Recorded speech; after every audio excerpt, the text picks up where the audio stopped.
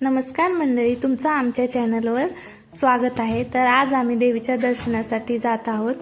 तर सोमाटणी फाटा येथे एका डोंगरावर देवीचं अतिशय सुंदर मंदिर आहे। ही आहे मंदिराची कमान। इथून आपल्याला जंगल ट्रेक करत वर जायचं आहे।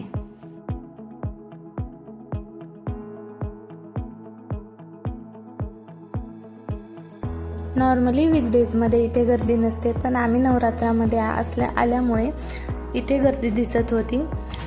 घरून येतानाच ढगाळ वातावरण झालं होतं, त्यामुळे आम्ही छत्री आणि रेनकोट सोबत घेऊन आलो आणि अशा प्रकारे आम्ही ट्रेक चालू केला आणि चढत गेलो।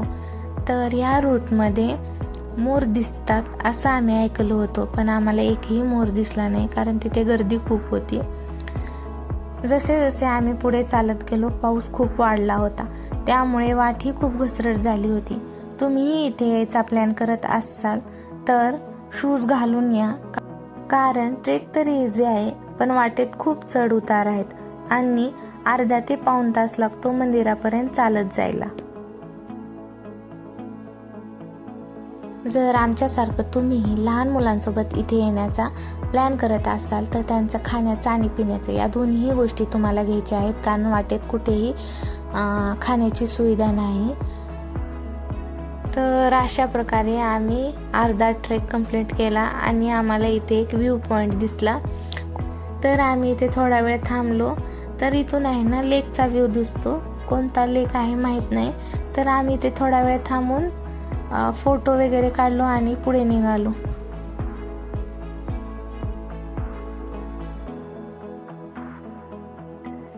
एवढं घनदाट जंगल असून हे रस्ता न चुकण्यासारखा आहे, कारण जागोजागी असे सूचना फलक आहेत। आणि तुम्हाला जर देवीच्या आरतीसाठी इथे यायचं असेल तर सकाळी 7 वाजता, दुपारी 12 वाजता आणि संध्याकाळी 6 वाजता अशा 3 टायमाला देवीची आरती होते। तर इथून आहे ना पुढे रस्ता सरळ आणि सोपा आहे। तर ट्रेक चालू केल्यापासून ते या कमानीपर्यंत मंदिर दिसत नाही, कारण रस्त्यामध्ये खूप घनदाट जंगल आहे। तर इथून आपल्याला मंदिर दिसायला चालू होतं।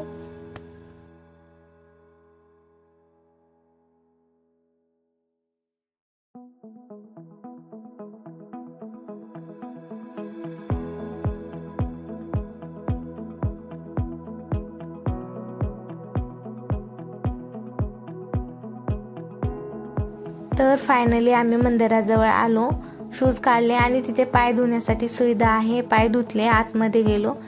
तर समोर आहे ना असा रस्ता बांधलेला आहे।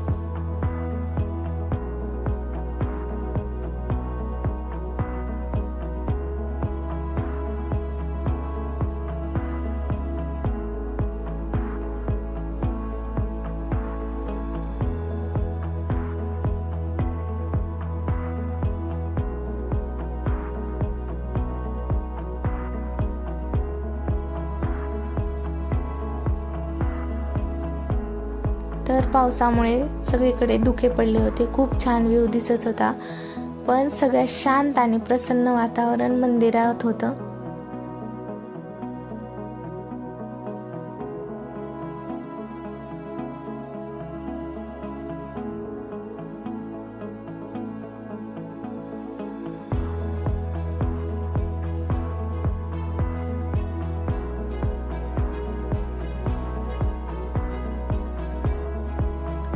देवीची मूर्ती खूप सुंदर आहे आणि डोंगरात कोरलेली आहे। हे मंदिर खूप प्राचीन आणि आकर्षक आहे, त्यामुळे तुम्ही इथे येण्याचा प्लॅन करू शकता।